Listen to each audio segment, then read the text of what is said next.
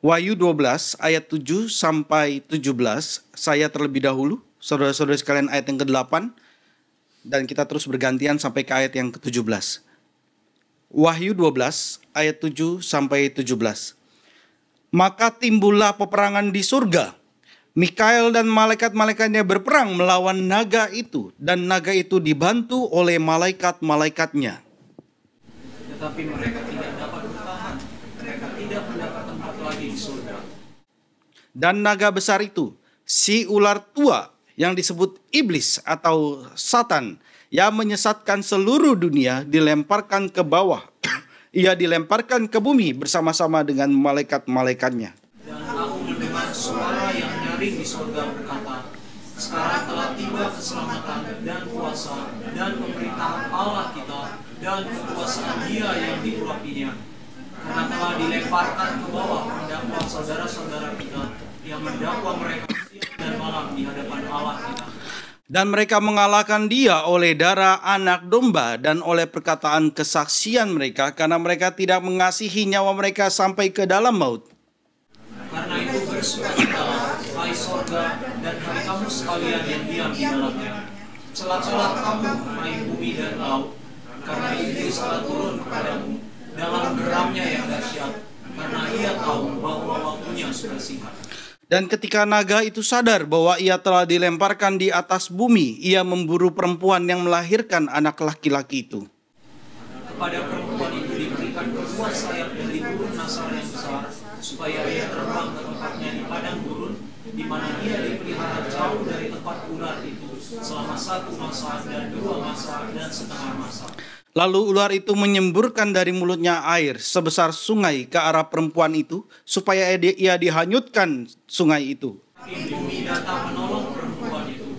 Ia membuka mulutnya dan menelan sungai yang disemburkan naga itu dari mulutnya. Maka marahlah naga itu kepada perempuan itu, lalu pergi memerangi keturunan yang lain yang menuruti hukum-hukum Allah dan memiliki kesaksian Yesus, dan ia tinggal berdiri di pantai laut. Mari kita menundukkan kepala kita berdoa, kita mohon belas kasihan Tuhan. Ya Tuhan, berikanlah anugerah dan belas kasihan-Mu kepada setiap kami. Bukakanlah mata kami untuk melihat siapakah Kristus dan siapakah kami. Dan kiranya kami boleh Tuhan bukakan, perlihatkan peperangan yang terjadi sejak daripada kejadian ketiga, yang terus berlanjut hingga Tuhan menyelesaikan segala sesuatu. Dan Tuhan boleh melibatkan kami sebagai gereja Tuhan dalam peperangan-peperangan rohani ini. Tuntunlah kami ya Tuhan untuk melihat kemuliaan Tuhan. Rendahkanlah hati kami ya Tuhan, sehingga kami boleh Tuhan bentuk, Tuhan pakai. Dalam nama Tuhan Yesus kami berdoa, kami memohon. Bukakanlah mata kami ya Tuhan, sehingga kami dapat melihat. Bukakanlah telinga kami ya Tuhan, sehingga kami boleh mendengar firman Tuhan, yang boleh membentuk kami, menegur kami, mengajar kami, membersihkan kami. Dalam nama Tuhan kami Yesus Kristus kami berdoa, kami memohon. Amin. Saudara, minggu lalu kita sudah melihat bahwa perempuan itu adalah gereja. Lalu melalui gereja Tuhan mendatangkan anaknya, Sang Juru Selamat, ke dalam dunia. Lalu kita juga sudah melihat dari 2 minggu lalu bahwa naga merah padam yang besar itu adalah iblis. Dia mencegah, dia melawan datangnya anak itu. Permusuhan yang sudah dinubuatkan dari Kejadian 3 ayat 15. Antara perempuan dan ular atau ular naga atau iblis. Antara keturunan perempuan dengan keturunan ular. Lalu keturunan perempuan akan meremukkan kepala ular. Dan ular akan meremukkan tumit daripada keturunan perempuan. Oleh sebab itu iblis ingat akan hal ini. Dia mencegah, dia melawan datangnya anak itu. Di dalam sejak kejadian itu peristiwa demi peristiwa terjadi. Keturunan ular hendak membinasakan keturunan perempuan. Kita bisa melihat itu di dalam peristiwa Musa ketika datang. Kita melihat itu di dalam setiap peristiwa dalam perjanjian lama, di dalam sejarah, dan iblis berusaha untuk mencegah penggenapan ini terjadi. Dia mencegah dan dia melawan datangnya anak itu. Dia menganiaya gereja. Bahkan setelah anak yang telah datang ke dalam dunia ini lalu naik ke surga. Dia ingin menganiaya gereja. Dan itu adalah ayat 1 sampai ayat 6. Dan menunjuk itu ayat itu perikop yang kita baca dari 2 minggu lalu dan juga minggu lalu. Ini menunjukkan bagaimana Tuhan mengalahkan iblis melalui kelahiran dan pelayanan Kristus. Ayat pertama sampai ayat ke-6, di mana Kristus anaknya dengan gada besi mengalahkan dan menghancurkan orang yang congkak. Mereka pikir mereka sudah bangun menara Babel yang begitu tingginya. Tapi Tuhan katakan Tuhan untuk melihat achievement daripada manusia. Itu dengan kebudayaan mereka, dengan ilmu pengetahuan mereka. Tuhan harus lihat ke bawah. Ayat pertama hingga ayat ke-6 menunjukkan bagaimana Tuhan mengalahkan iblis melalui kelahiran dan pelayanan Kristus. Dan kemudian dari perikop hari ini, dari ayat ke-7, penglihatan ini berlanjut. Saya baca ayat yang ke-7. Saudara bisa perhatikan di Alkitab saudara. Maka timbullah peperangan di surga. Mikael dan malaikat-malaikatnya berperang melawan naga itu. Dan naga itu dibantu oleh malaikat-malaikatnya.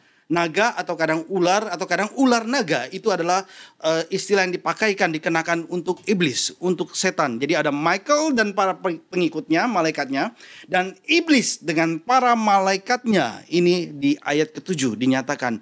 Sebenarnya apa yang terjadi ya di sini? Mikael dan malaikat-malaikatnya berperang melawan naga dan malaikat-malaikatnya. Peristiwa ini kapan terjadi? Itu poin yang penting ya. Kapan ini terjadi sehingga ini menentukan interpretasi kita. Ini bukanlah hal yang baru. Saudara ketika melihat hal ini mungkin saudara melihat ini adalah pertama kali ya. Dan kemudian seringkali menempatkan ini di akhir daripada zaman. Ini bukanlah hal yang baru.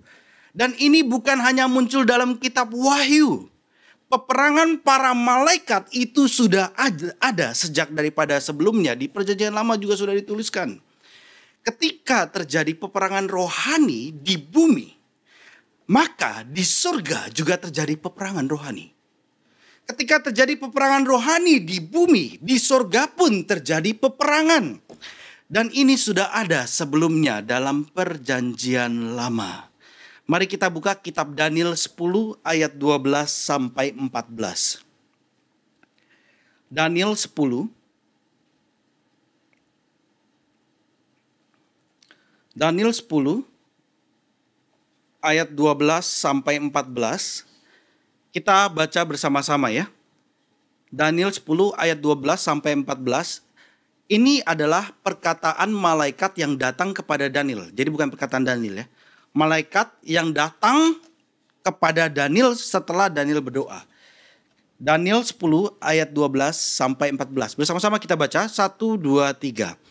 Lalu katanya kepadaku, janganlah takut Daniel, sebab telah didengarkan perkataanmu sejak hari pertama engkau berniat untuk mendapat pengertian dan untuk merendahkan dirimu di hadapan Allahmu. Dan aku datang oleh karena perkataanmu itu. Pemimpin kerajaan orang Persia berdiri 21 hari lamanya menentang aku. Tetapi kemudian Mikael, salah seorang dari pemimpin-pemimpin terkemuka, datang menolong aku.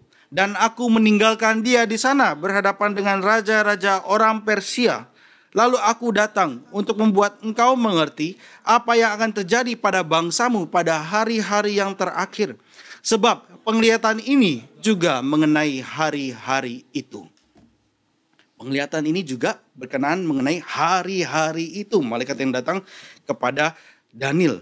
Saudara, lihat ayat yang ke-13 ya. Lihat di Alkitab saudara ayat yang ke-13. Saya baca ya.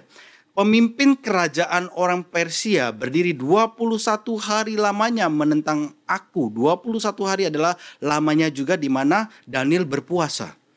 Tetapi kemudian Mikael, salah seorang dari pemimpin-pemimpin terkemuka, datang menolong aku. Aku itu siapa? Aku itu siapa? Salah. Yang berkata ini bukanlah Daniel. Yang berkata ini adalah malaikat yang berbicara kepada Daniel. Ikuti lagi ya, di ayat yang 13 ya. Malaikat ini bilang kepada Daniel, dia menjelaskan pemimpin kerajaan orang Persia berdiri 21 hari lamanya menentang aku. Tapi kemudian Mikael, salah seorang dari pemimpin-pemimpin terkemuka, datang menolong aku dan aku meninggalkan dia di sana berhadapan dengan raja-raja orang Persia. Kita baca ini pasti bingung. Apa ini? Sorga apa bumi? Pemimpin siapa? Raja-raja siapa? Kita lihat bahasa Inggris, akan lebih jelas lagi saudara ketika melihat hal ini ya. Bahasa Inggrisnya adalah the prince of the kingdom of Persia. Jadi the prince of the kingdom of Persia. The prince ini adalah singular. Singular. Dan sense daripada istilah prince ini adalah malaikat. Malaikat ya. Malaikat dan itu singular. The prince of the kingdom of Persia withstood me 21 days. But Michael ya, and Michael, one of the chief princes. Jadi salah satu pemimpin dari malaikat-malaikat, pakai istilah princes, came to help me. For I was left there with the kings of Persia. Kings di sini pun adalah malaikat-malaikat daripada Persia. Apa yang terjadi di sini? Apa yang terjadi di sini? Daniel berdoa kepada Tuhan. Dia meratap, dia menangis. Penggenapan akan yang Nabi Yeremia katakan bahwa setelah pembuangan 70 tahun kemudian mereka akan kembali ke Yerusalem. Tetapi Daniel melihat bahwa itu belum terjadi. Tidak ada pergerakan, tidak ada kebangunan sama sekali. Dia meratap, dia menangis, dia berpuasa, dia memohon kepada Tuhan. Dan Tuhan mendengarkan doanya. Daniel berdoa kepada Tuhan agar Tuhan mengampuni umatnya. Dan mengembalikan mereka dari pembuangan ke Yerusalem. Sebagaimana nubuatan daripada kitab Yeremia. Kemudian seorang malaikat diutus untuk menyampaikan pesan kepada Daniel bahwa doanya itu telah didengar oleh Tuhan. Ya, perhatikan ya. Ini konteksnya. Tapi ketika malaikat itu hendak datang kepada Daniel, dia dihalangi. Bisa ikut ya? Dia dihalangi. Dan ketika dihalangi, kemudian malaikat itu ditolong oleh Mikael. Barulah kemudian malaikat itu bisa sampai kepada Daniel dan menyampaikan apa yang terjadi. Bisa ikut ya? Bisa ikut? Bisa ikut? Jadi malaikat yang menyampaikan pesan Tuhan kepada Daniel dihalangi oleh siapa? Prince of the kingdom of Persia. Iblis. Dan kings of Persia, malaikat-malaikatnya. Jadi iblis dan malaikat-malaikatnya menghalangi malaikat yang sampai kepada Daniel, tetapi kemudian ditolong oleh Mikael dan malaikat-malaikatnya. Dan ini yang terjadi dalam kitab Daniel. Sehingga pesan itu sampai kepada Daniel dan dikatakan oleh malaikat ini bukan hanya bicara mengenai ini tapi juga bicara hari-hari yang nanti. Bicara mengenai hari yang akan datang.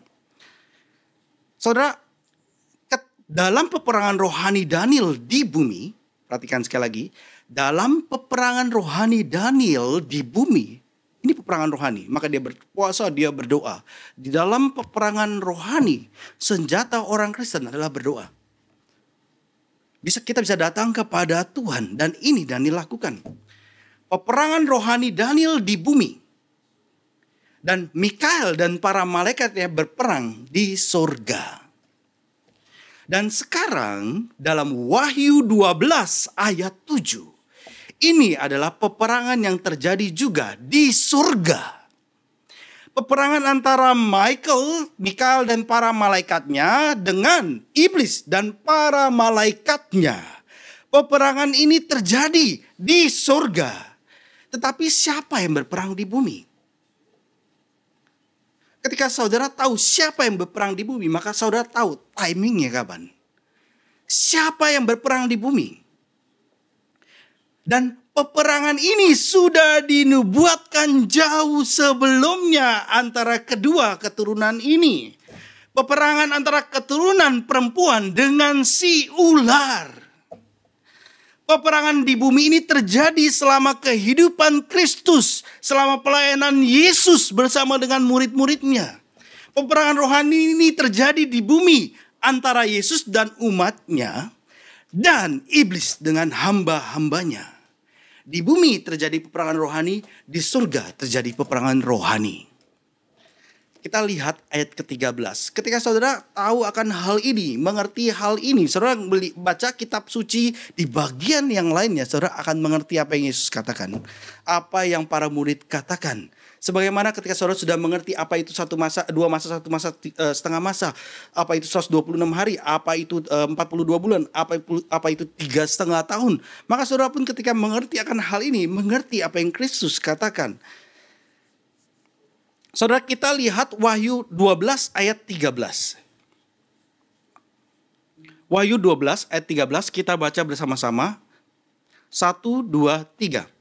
Dan ketika naga itu sadar bahwa ia telah dilemparkan di atas bumi, ia memburu perempuan yang melahirkan anak laki-laki itu. Jadi di sini apa yang terjadi? Di ayat ke-13, ini kan kemudian ya. Tadi kita mulai dari ayat ke-7. Ini kemudian. Jadi ketika ular itu sadar dia dilemparkan di atas bumi, dia memburu gereja yang melahirkan anak laki-laki itu. Gereja yang lewatnya kemudian Kristus lahir. Nah, naga itu dilemparkan ke bumi. Dan itu sebelum zaman gereja. Sebelum zaman gereja, iblis atau naga itu dilemparkan ke bumi. Saudara, Yesus menang di atas kayu salib. Perhatikan ya. Ketika bicara salib, hendak kiranya saudara semakin melihat kemuliaan salib Kristus. Itu bukan sekilas, oh Kristus mati di atas kayu salib. Enggak. Begitu dalam betapa mulianya apa yang Kristus lakukan. Perhatikan, Yesus menang bahkan di atas kayu salib. Lagu yang kita naikkan juga semua bukan berarti kebangkitan tidak penting. Kebangkitan penting, betul, kebangkitan penting. Tapi lagu yang kita naikkan juga menyatakan ketika Kristus disalib, dia menang. Yesus menang di atas kayu salib. Dan dengan bekas luka itu, dia bawa naik ke surga. Masuk ke tata Allah di surga dengan bekas luka itu. Dan setelah itu, iblis dan bala tentaranya sebagaimana yang digambarkan dalam ayat ke-8 dan 9 sudah tidak ada lagi tempatnya di surga. Ayat ke-8 dan 9 saya bacakan ya. Tetapi mereka tidak dapat bertahan, mereka tidak mendapat tempat lagi di surga.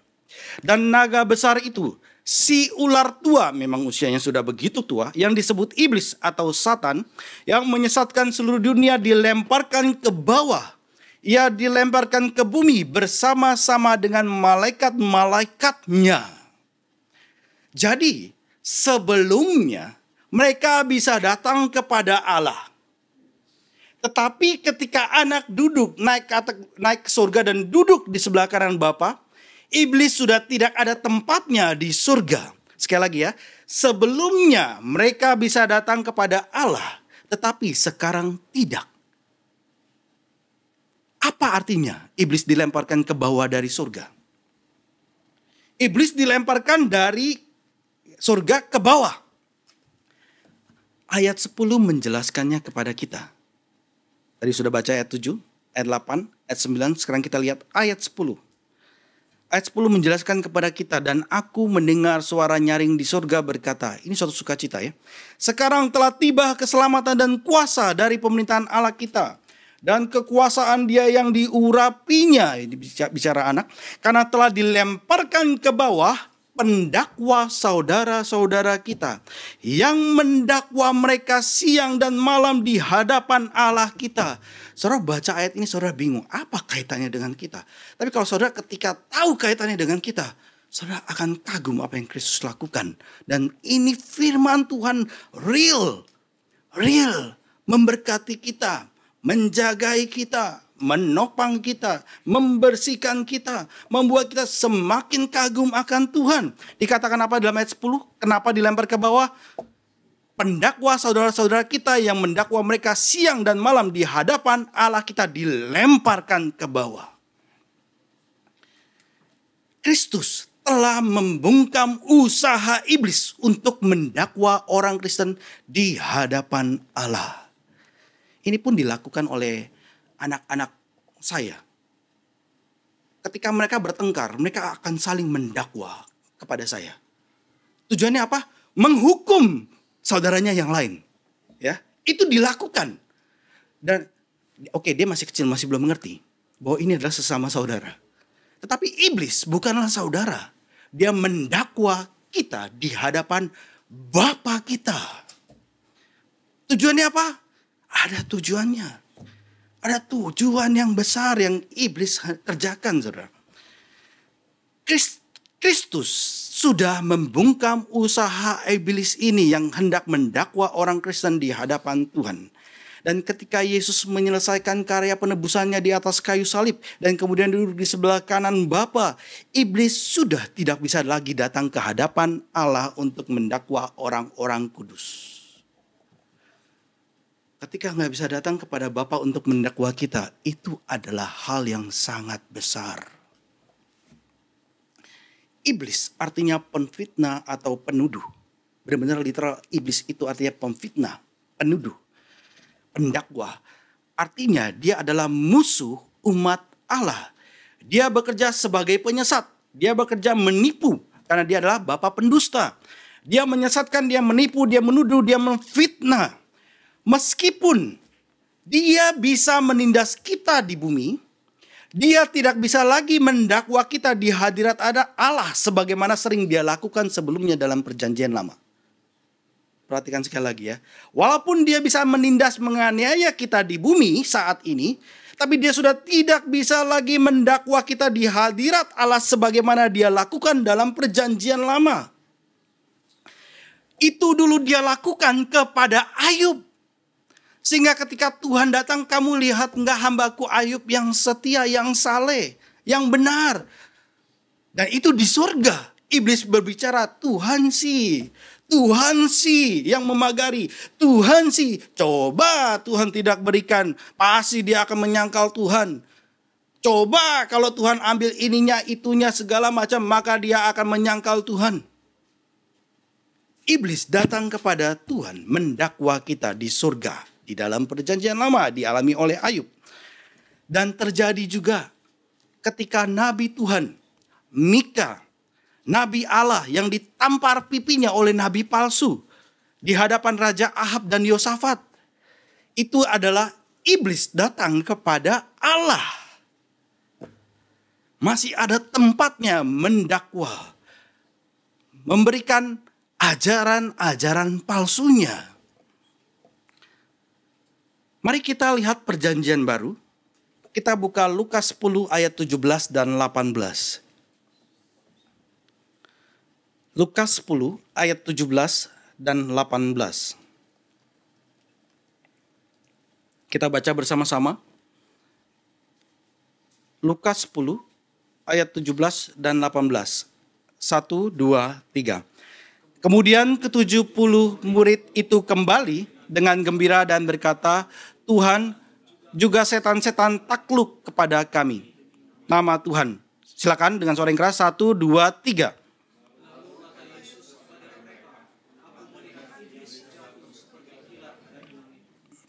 Iya, ini bahasa Indonesia 70 ya. Bahasa Inggrisnya 72. Dan yang tepat itu adalah 72, saudara. Bisa aja kita melihat ini sebagai pembulatannya. Jadi apa yang terjadi di sini? Di dalam Lukas 10 ayat 17 dan 18. Setelah ke-72 murid-murid pergi memberitakan Injil, mereka kembali melaporkan keberhasilan penginjilan mereka kepada Tuhan, kepada Yesus. Sekali lagi ya, setelah ke-72 murid-murid ini yang pergi memberitakan Injil, Tuhan kan utus mereka dua-dua ya.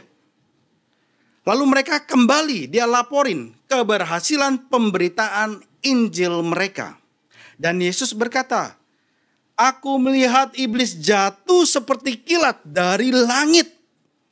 Sebagaimana yang Yesus lihat di sini adalah berita karya penebusannya itu sudah menyingkirkan iblis dari surga. Jatuh dari surga ke bumi dengan pemberitaan Injil. Nah, Dalam Yohanes 12 ayat 31, dalam Yohanes 12 ayat 31, ketika Yesus berjalan menuju salib di minggu sesaranya, dia berkata, sekarang juga penguasa dunia ini akan dilemparkan keluar. Sebenarnya siapa yang berada di luar Yerusalem ketika disalibkan? Kristus di Bukit Golgota, itu di luar Yerusalem. Tapi kalau sekarang itu pagarnya sudah dipindahkan, jadi di dalam. Dulu adalah di luar Yerusalem. Tapi apa yang terjadi sebenarnya? Iblis dilemparkan keluar. Dan ini juga bicara bahwa iblis tidak ada tempatnya lagi di surga. Lihat, iblis dilemparkan ke bumi. Yesus melihat karya penebusannya atas dosa adalah akhir dari kampanye iblis yang penuh dengan tuduhan dan tipu daya ini. Ini yang Yohanes berikan kepada kita.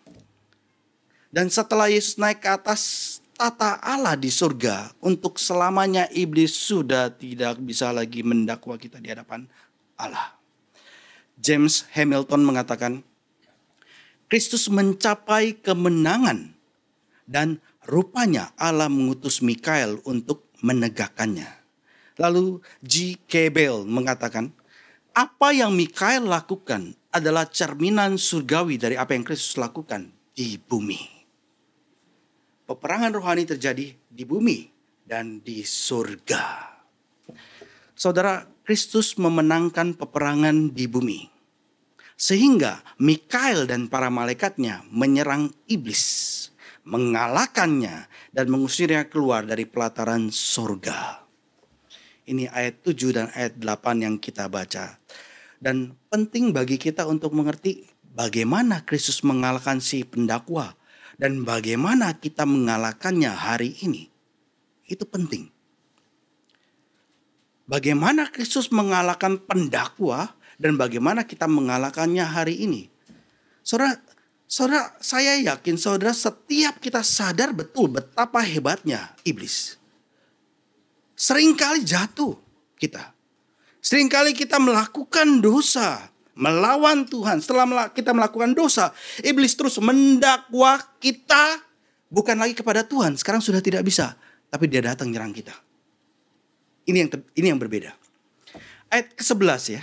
Ayat ke-11 kita lihat. Ayat 11 ini bukan saja mengatakan bahwa Kristus telah mengalahkan iblis, tapi juga bahwa umatnya telah mengalahkan naga itu. Dan ini bagaimana caranya kita mengalahkannya. Ayat ke-11a. Dan mereka mengalahkan dia, yaitu gereja ya. Dan mereka mengalahkan dia oleh darah anak domba dan oleh perkataan kesaksian mereka. Peperangan iblis yang menuduh orang percaya itu telah dikalahkan oleh darah Kristus dan oleh kesaksian Injil kita. Saudara, ini penting saudara. Peperangan iblis yang menuduh orang percaya itu telah dikalahkan oleh darah Kristus dan oleh kesaksian Injil kita. Melalui darah Kristuslah orang-orang percaya bisa mengalahkan tuduhan-tuduhan iblis. Alasan iblis hadir di surga adalah dia sedang berusaha agar kita mendapatkan penghukuman kekal karena di bawah hukum Allah. Setiap manusia berdosa di bawah hukum Allah dan iblis mendakwa kita supaya kita mendapatkan hukuman kekal. Dan dalam perjanjian lama, iblis sangat mahir mendakwa. Datang kepada Bapa sangat mahir di hadapan Allah mengenai Daud. Perzinahan Daud dengan Batseba diangkat. Pembunuhan terhadap Uria disuarakan kepada Tuhan. Begitu juga dengan semua orang perjanjian lama lainnya dengan segala dosa dan kesalahannya dengan daftar yang begitu panjang. Dibicarakan di tahta pengadilan Tuhan di surga. Tetapi hukum Taurat telah dipenuhi di dalam Yesus. Sekali lagi ya, hukum Taurat telah dipenuhi di dalam Yesus, maka tidak ada lagi tuntutan yang harus diadili. Sekali lagi, hukum Taurat telah dipenuhi di dalam Yesus, maka tidak ada lagi tuntutan yang harus diadili. Ketika dosa telah dihapuskan, maka tidak ada lagi dakwaan. Zakaria 3 ayat 1, mari kita lihat bersama-sama. Dalam perjanjian lama ini apa yang terjadi. Ini adalah apa yang saya katakan. Tadi saya menyimpulkan, ini adalah apa yang terjadi yang diperlihatkan kepada kita. Zakaria 3 ayat 1. Kemudian ia memperlihatkan kepadaku imam besar Yosua berdiri di hadapan malaikat Tuhan Yesus. Sedang iblis berdiri di sebelah kanannya untuk mendakwa dia. Ini masih dalam perjanjian lama ya. Imam besar Yosua berdiri di hadapan malaikat Tuhan. Sedang iblis berdiri di sebelah kanannya untuk mendakwa dia. Kemudian ayat yang ketiga, saudara perhatikan dalam Zakaria 3 ini, ayat yang ketiga. Menyatakan bahwa Yosua sebenarnya berdosa. Iblis ketika menyerang kita itu bukan karena dia buat-buat. Dia tahu kita berdosa. Dia tahu kita bersalah. Di ayat yang ketiga ya. Adapun Yosua mengenakan pakaian yang kotor. Perkataan iblis bukannya perkataan yang ketika dia angkat dosa kita. Itu bukanlah sesuatu yang dia buat. Itu benar. Kita berdosa. Sekali lagi. Adapun Yosua mengenakan pakaian yang kotor. Waktu dia berdiri di hadapan malaikat Tuhan itu. Dan sebagai imam besar Israel, ini imam besar loh. Ini adalah gembala sidang loh. Ini adalah pendeta loh. Ini adalah paus loh. Yosua mewakili seluruh bangsa Israel. Kalau imam besarnya adalah seperti ini, bagaimana dengan bangsa Israel yang lainnya? Sekarang imam Yosua sedang diadili. Bangsa Israel pada waktu itu berada dalam pembuangan karena dosa dan penyembahan berhala. Dan iblis senang sekali menunjukkan hal ini. Sehingga sekarang memperhadapkan Yosua. Mendakwa Yosua. Dia mendesak bahwa Allah tidak mungkin memberkati orang-orang berdosa seperti ini. Nggak layak. Layaknya apa? Dihukum. Memang orang berdosa. Ini imam besarnya. Saudara, di mata manusia, Yosua itu begitu salehnya. Kalau saudara lihat apa yang imam besar Yosua lakukan, dia hidup begitu salehnya. Tapi iblis mendakwa dia. Dosanya diangkat di hadapan Tuhan. Saudara jangan berpikir bahwa dosa dalam hati kita dan pikiran kita itu tidak dilihat ya. Tuhan tahu, bahkan iblis pun mengangkat ini dan menyerang kita, menganiaya kita. Iblis mendesak bahwa Tuhan tidak mungkin memberkati orang-orang berdosa seperti itu. Dan kemudian Tuhan nggak mungkin mengembalikan mereka ke Yerusalem. Itu pikiran iblis. Yesus menampakkan diri dan Yesus memerintahkan, tanggalkan pakaian najis itu daripada Yosua. Pakaian najis Yosua ditanggalkan dan berkata kepada Yosua, lihatlah aku telah menjauhkan kesalahanmu daripadamu. Dan aku mengenakan kepadamu pakaian yang tahir. Ayat 4 dikatakan. Zakaria 3 ayat 4. Diberikan pakaian yang tahir. Atas dasar ini Yesus berkata di ayat yang kedua. Zakaria 3 ayat 2. Tuhan menghardik engkau, hai iblis. Saudara, Kristus mengambil pakaian Yosua yang najis dan menanggung hukuman dosanya di kayu salib. Lihat ya kaitannya ya. Kristus mengambil pakaian Yosua yang najis dan menanggung hukuman dosanya di atas kayu salib di kemudian ketika Kristus inkarnasi. Tuhan kemudian memindahkan kebenaran Kristus kepada Yosua. Sehingga Yosua dibenarkan di hadapan hukum Tuhan. Memang penggenapan ini belum terjadi, tapi penglihatan ini sudah diperlihatkan. Keberdosaan kita dipakukan di atas kayu salib di dalam Kristus.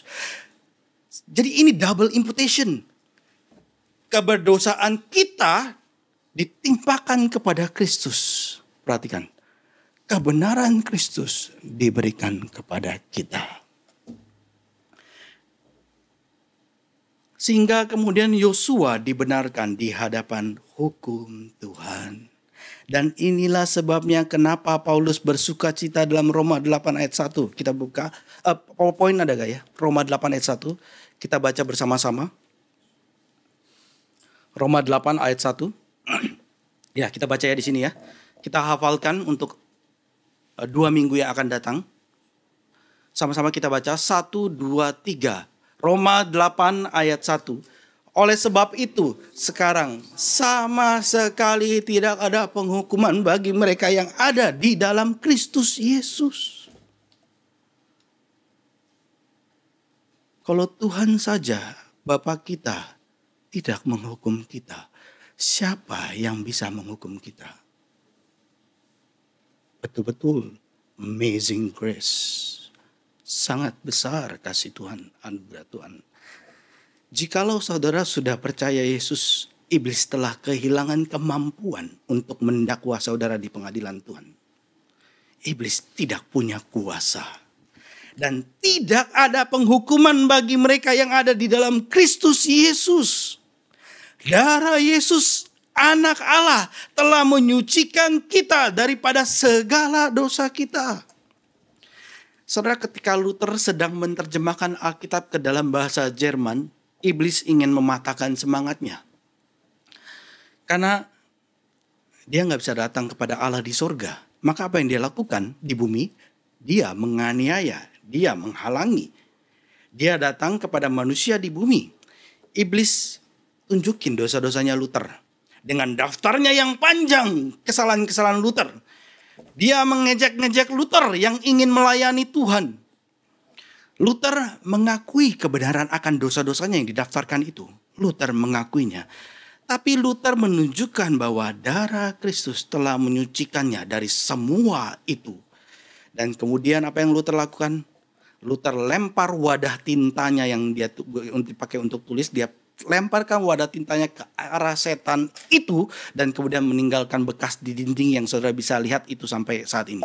Saudara kalau ke sana saudara lihat meja Luther duduk lalu dia lemparkan, saudara bisa lihat ada bayangan di sana ya, tempat di mana Luther pernah melemparkan wadah tinta itu.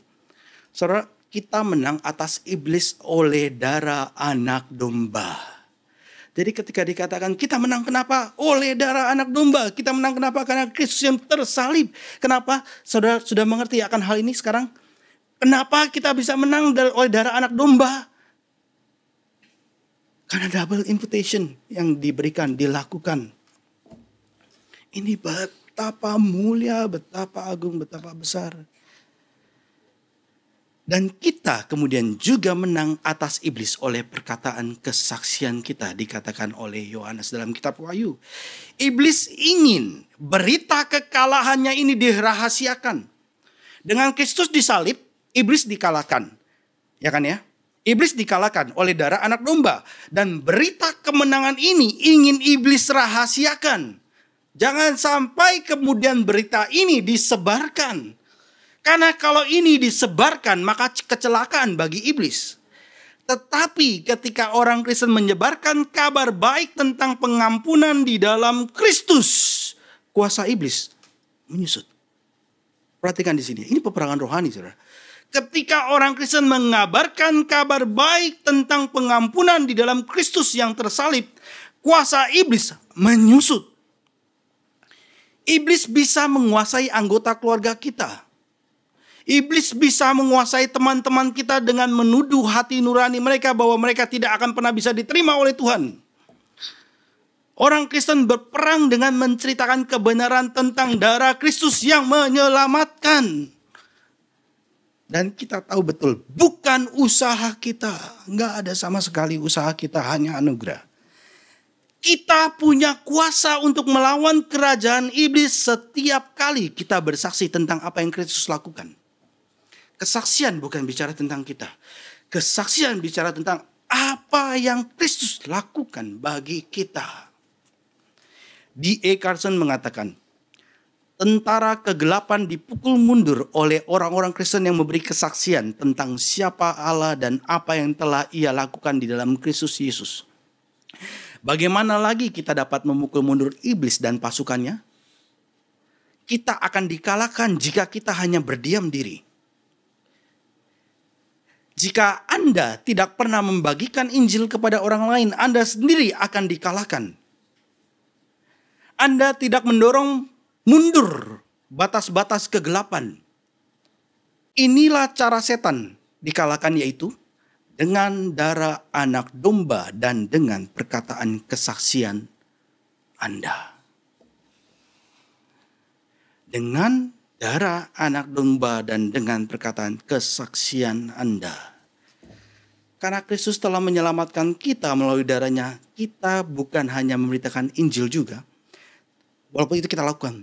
Kita bukan hanya memberitakan Injil, tetapi kita juga berpegang teguh, berdiri tegap. Berdiri tegap, berpegang teguh pada Injil, bahkan sampai mati. Sampai mati. Ayat ke-11b, perhatikan. Wahyu 12 ayat 11b.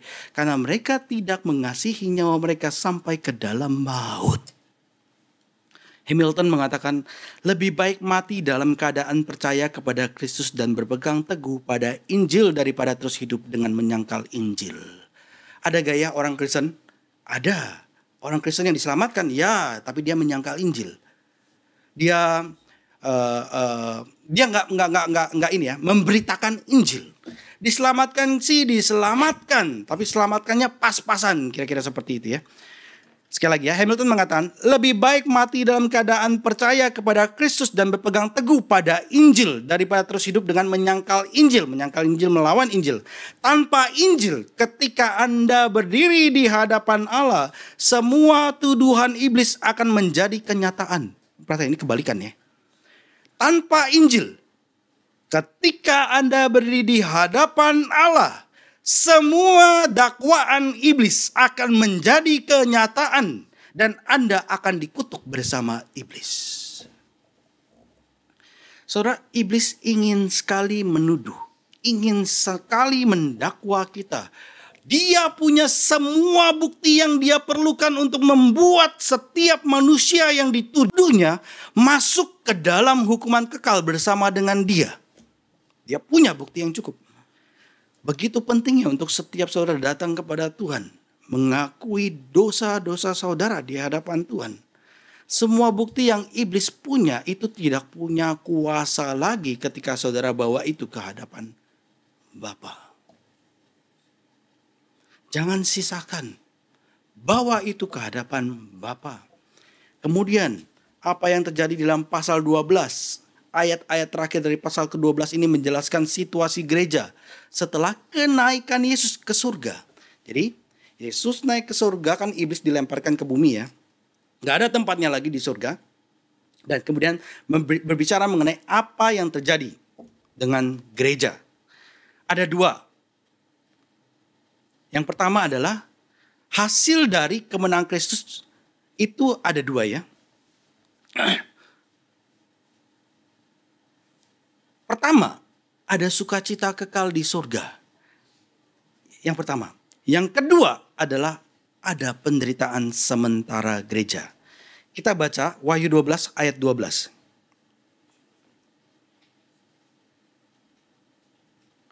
Wahyu 12 ayat 12. 1, 2, 3. Karena itu bersukacitalah, hai surga dan hai kamu sekalian yang diam di dalamnya. Celakalah kamu, hai bumi dan laut, karena iblis telah turun kepadamu dalam geramnya yang dahsyat. Karena ia tahu bahwa waktunya sudah dekat. Saudara ngerti maksud daripada Yohanes dalam kitab Wahyu ini? Kemenangan Kristus membawa sukacita kekal bagi kita di surga. Tetapi kejatuhan iblis ke bumi menyebabkan penderitaan sementara bagi kita di dunia ini. Iblis berusaha menyakiti orang-orang percaya.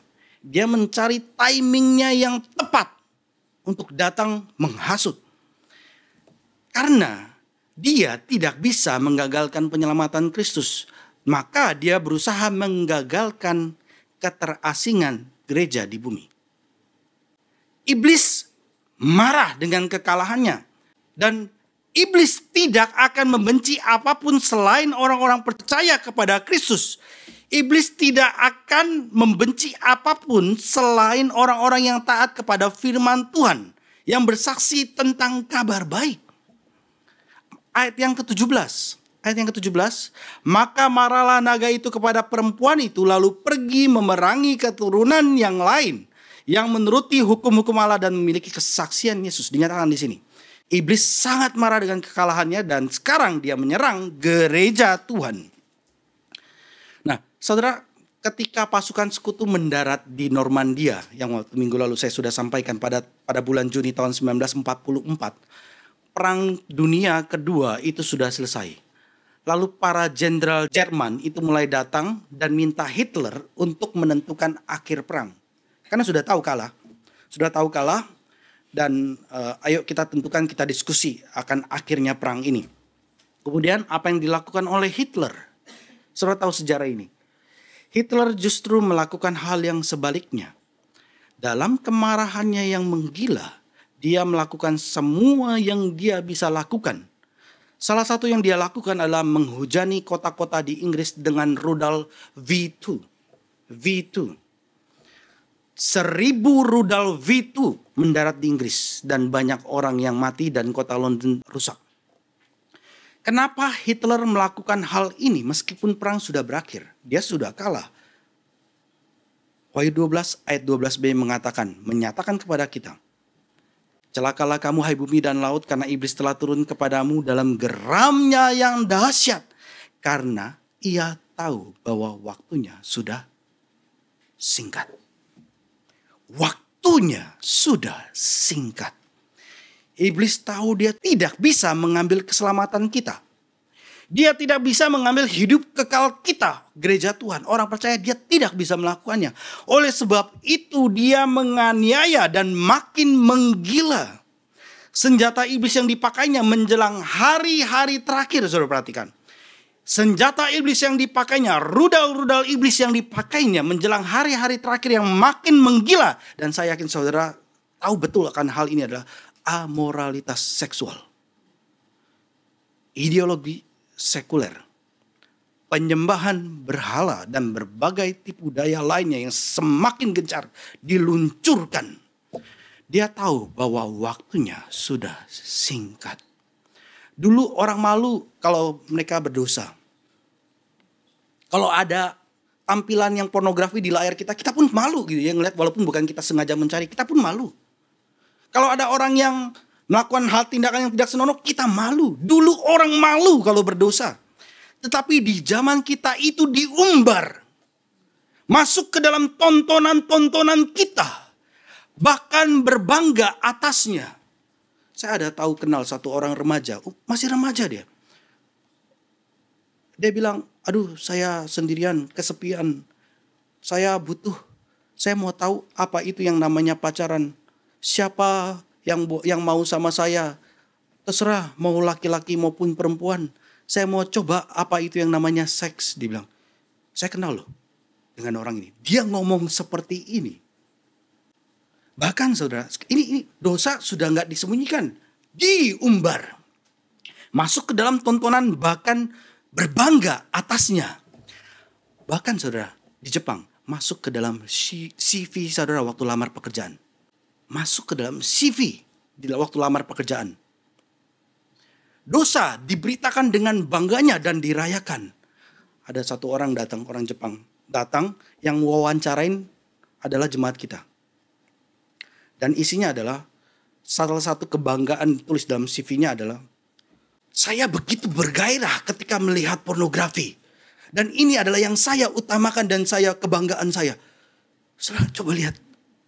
Ya ditolaklah sama jemaat kita. Enggak mau, enggak terima. Ini menjadi kebanggaannya. Ini kita hidup di zaman-zaman seperti ini, saudara. Serangan iblis. Iblis lancarkan supaya gereja menderita. Ketika ini menjadi umum dan populer, siapa yang diserang? Gereja yang diserang. Kamu terlalu kolot. Kamu terlalu kuno. Kamu terlalu sempit. Bahkan saudara, memang kita diserang ya. Bahkan karena dosa gereja sendiri, iblis berharap gereja tidak bisa mendapatkan sukacita atas keselamatan. Kita orang yang percaya pun bisa jatuh ke dalam dosa. Dan iblis berharap kita orang percaya tidak bisa mendapatkan sukacita atas keselamatan walaupun kita mendapatkan keselamatan. Iblis berusaha mengambil sukacita atas keselamatan yang saudara sudah peroleh. Walaupun sudah diselamatkan, tetapi dia terus berusaha dengan hebatnya. Jangan sampai saudara bersuka cita karena keselamatan itu. Saudara, sebagai orang Kristen, kalau saudara tidak bersuka karena keselamatan saudara, walaupun iblis tidak bisa mengambil keselamatan saudara, iblis telah berhasil mengambil sukacita keselamatan saudara. Saudara, ketika telah diselamatkan oleh Kristus, apakah saudara bersuka cita? Mungkin dulu. Mungkin itu sudah diambil sukacita itu oleh iblis. Saudara bisa ingat kembali kasih mula-mula. Betapa hangatnya, betapa melingkupinya kasih Tuhan kepada kita. Mungkin kita sudah lupa sukacita itu karena iblis menghendakinya. Mungkin iblis telah berhasil mengambil sukacita keselamatan saudara. Yang perlu saudara lakukan adalah saudara datang ke kaki Yesus, mohon kiranya hati saudara dimurnikan, roh saudara diteguhkan, mohon relasi saudara dengan Tuhan dipulihkan. Dan ini keluar dari mulut Daud. Daud mohon kepada Tuhan, bangkitkanlah kembali kepadaku kegirangan karena selamat yang daripadamu. Dan lengkapilah aku dengan roh yang rela. Mazmur 51. Setelah Daud berzina dan Nabi Nathan datang kepadanya. Bangkitkanlah kembali padaku kegirangan atau sukacita karena selamat yang daripadamu. Dan lengkapilah aku dengan roh yang rela. Maka nggak ada kerelaan. Ketika tidak ada sukacita, tidak ada kerelaan. Tapi ketika ada sukacita, maka saudara akan rela mengerjakan. Ada roh yang rela. Saudara, sebagaimana Daud, mintalah kepada Tuhan supaya saudara dibangkitkan kembali sukacita atas keselamatan itu yang Tuhan berikan. Dan mintalah saudara diperlengkapi dengan roh yang rela. Dan ketika saudara hidup kudus, diperlengkapi senjata Allah, iblis nggak bisa nyerang dari dalam. Iblis nyerang dari luar. Dia akan melancarkan penganiayaan-penganiayaan, baik mental kita maupun fisik kita akan diserang. Dan murid-murid Yesus mengalaminya. Kristus pun sendiri mengalaminya. Petrus dan Yohanes setelah Kristus naik ke atas surga pun mengalaminya. Ketika Petrus dan Yohanes dipukuli karena memberitakan Injil, mereka mengalaminya. Mereka pergi dengan bersukacita. Dan dikatakan dalam Kisah para Rasul 5 ayat 41, mereka pergi dengan bersukacita karena mereka telah dianggap layak menderita penghinaan oleh karena nama Yesus. Mereka menderita mental dan fisik, tapi mereka bersukacita karena mereka layak menderita karena nama Yesus. Ini kan hal yang di luar pemikiran pada umumnya. Menderita kok bersukacita? Tetapi Petrus dan Yohanes bersukacita dalam penderitaan karena nama Yesus. Dan mereka lihat ini layak. Mereka bersukacita akan penganiayaan ini. Saudara, berapa lama iblis menganiaya gereja? Hanya sebentar. Tidak lama lagi. Tetapi sukacita kekal kita di surga bersama Kristus akan berlangsung selamanya. Penderitaan gereja sementara. Tetapi hidup yang kekal bersama dengan Kristus selamanya. Ayat yang ke-13 dan 14 dari Wahyu 12. Dan ketika naga itu sadar bahwa ia telah dilemparkan di atas bumi, ia memburu perempuan yang melahirkan anak laki-laki itu. Kepada perempuan itu diberikan kedua sayap dari burung nasar yang besar. Ini bicara bahwa Tuhan menyelamatkannya. Diberikan kedua sayap dari burung nasar yang besar supaya ia terbang ke tempatnya di padang gurun. Ini kan kisah yang sama seperti di ayat 1 sampai ayat 6 ya. Di mana ia dipelihara jauh dari tempat ular itu selama 1 masa dan 2 masa dan setengah masa. 3 masa kan totalnya ya. Ingat ya, 3,5 masa atau 3,5 tahun. Melambangkan kesengsaraan gereja di sepanjang zaman akhir. Tetapi 3,5 tahun ini juga adalah masa di mana Tuhan memelihara gerejanya. Dikatakan 1260 hari. Kalau 2 saksi, 1260 hari bersaksi. Bicara mengenai tiap-tiap hari mereka bersaksi. Lalu ketika dikatakan perempuan ke padang gurun atau dibawa ke padang gurun selama 1260 hari, itu bicara pemeliharaan Tuhan sementara mereka di padang gurun. Mereka bersaksi tiap-tiap hari dan gerejanya juga Tiap-tiap hari Tuhan memberikan makannya, memeliharanya. Tuhan memelihara iman gerejanya, terutama melalui makanan surgawi, firman-Nya. Itu yang kita butuhkan. Kalau kita ingat kita butuh makan makanan fisik, jangan lupa tiap-tiap hari kita butuh makanan surgawi. Ini pun Musa sudah katakan akan datangnya hari ini. Tapi iblis masih berusaha untuk mengamuk. Enggak selesai. Ayat 15. Lalu ular itu menyemburkan dari mulutnya air sebesar sungai ke arah perempuan itu, supaya ia dihanyutkan sungai itu. Dalam Wahyu 1 ayat 16. Ada yang keluar dari mulut seorang pribadi. Dari mulut siapa? Wahyu 1. Dari mulut Yesus. Keluar apa? Pedang tajam bermata dua. Dan ini bicara apa? Bicara berita Injilnya. Pedang bermata dua. Langsung memisahkan. Ketika firman-Nya keluar, langsung memisahkan. Ini bicara berita Injilnya yang keluar dari mulut Kristus. Sebaliknya, dari mulut iblis keluar air yang menghanyutkan. Tipu daya iblis seperti air bah yang akan menenggelamkan kita. Keluar dari mulut iblis dengan berita-berita palsunya. Yang pertama adalah berita Injil. Iblis adalah berita palsunya. Keluar dari mulutnya menyapu orang-orang yang tidak sadar. Orang-orang yang tidak waspada. Yang tidak berdiri tegap. Tetapi saudara, adalah anugerah dan belas kasihan Tuhan. Tuhan bertindak melampaui pemikiran kita. Bumi membukakan mulutnya dan menelan serangan iblis itu. Ayat 16. Tetapi bumi datang menolong perempuan itu. Ia membuka mulutnya dan menelan sungai yang disemburkan naga itu dari mulutnya. Kalau bicara bumi terbuka, saudara ingat suatu peristiwa. Yaitu peristiwa dalam kitab Pentateuch. Dalam kitab bilangan, bumi membukakan mulutnya. Itu apa yang terjadi? Menelan saksi-saksi palsu. Korah, Datan, Abiram. Ditelan. Sebagai gereja Tuhan. Ketika spirit Korah, Datan, dan Abiram ini datang. Ketika serangan iblis datang. Hendaklah kita berdoa kepada Tuhan. Dan Daud mengajarkan kepada kita dalam Mazmur 32 ayat 6-7. Kita buka bersama-sama. Mazmur 32 ayat 6-7. Kita baca bersama-sama Mazmur 32 ayat 6-7. 1, 2, 3. Sebab itu hendaklah setiap orang saleh berdoa kepadamu selagi engkau dapat ditemui. Sesungguhnya pada waktu banjir besar terjadi itu tidak melandanya. Engkaulah persembunyian bagiku, terhadap kesesakan engkau menjaga aku. Engkau mengelilingi aku sehingga aku luput dan bersorak. Betapa pentingnya berdoa dan berjaga-jaga.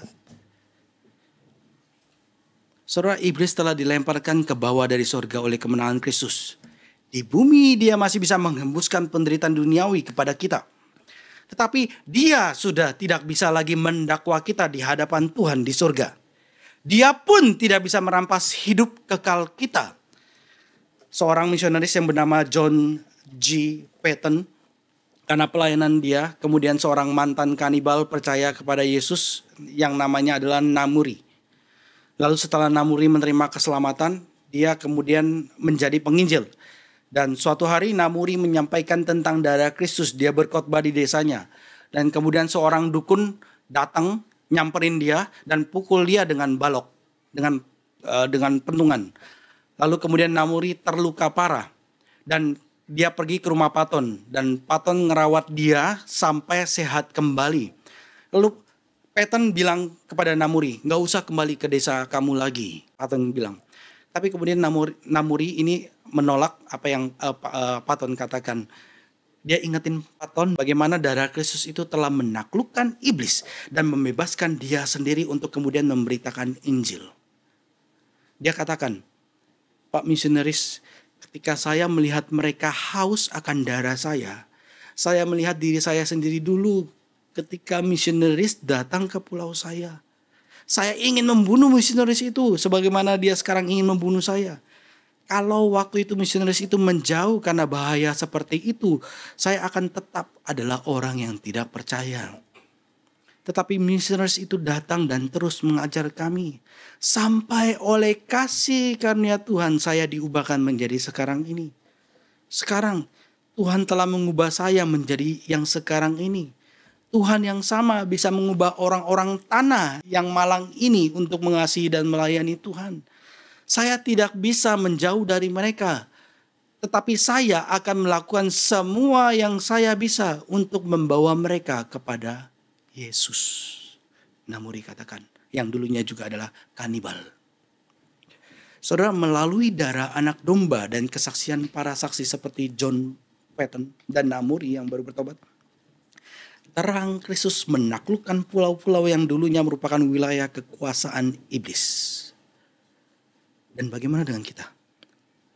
Dengan terang Kristus, dengan Injil Kristus, dengan kesaksian saudara mendesak kerajaan iblis.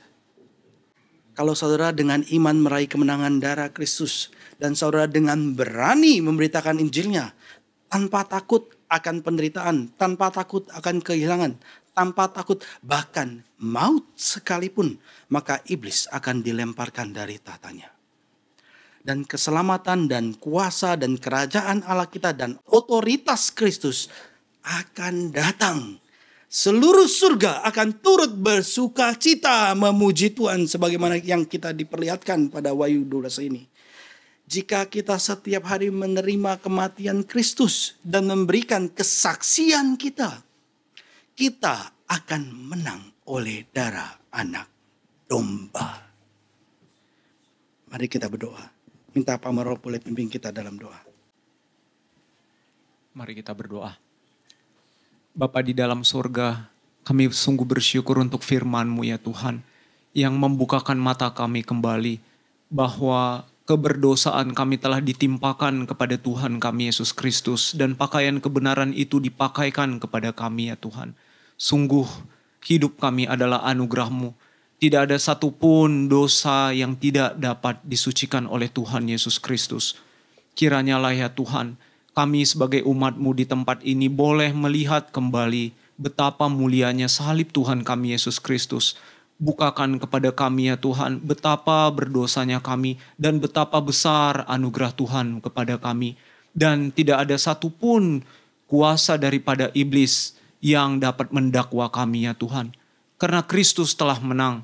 Tuhan kami Yesus Kristus telah mengalahkan iblis. Iblis telah dilemparkan ke bumi ini ya Tuhan. Dan kami tahu ketika kami mengikut Kristus, iblis akan terus mencoba menggocoh kami ya Tuhan.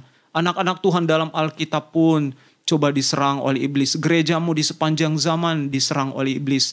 Kami pun tahu Tuhan, kami tidak bisa luput. Iblis akan mencoba terus menyerang gereja-Mu, menyerang kami umat-Mu. Tetapi kami tahu bahwa Tuhan kami Yesus Kristus telah menang. Oh Tuhan, kepadamu lah kami mau bersandar. Peperangan rohani ini akan terus kami akan alami ya Tuhan. Tetapi kami mohon Tuhan kuatkan kami. Biarlah semua perlengkapan senjata yang telah Engkau sediakan bagi kami itu ya Tuhan. Kami ingat, biarlah kami boleh terus bersandar kepadamu. Berikan kami juga keberanian untuk menyaksikan apa yang telah Engkau kerjakan dalam hidup kami. Sehingga juga ya Tuhan, si iblis pun semakin surut kuasanya. Tuhan, tolong pimpin umat-Mu, tolong pimpin gereja-Mu di tempat ini. Gembala kami Pak Iri, bersama semua kami umat-Mu di sinilah ya Tuhan. Kuduskan kami terus, perlengkapi kami terus ya Tuhan, untuk berperang bagi kerajaan Allah selama kami ada di muka bumi ini. Dan biarlah kami terus mengingat bahwa Tuhan kami Yesus Kristus telah mengalahkan iblis. Tuhan pimpin kami, hanya dalam nama Tuhan kami Yesus Kristus kami memohon. Amin. Amin.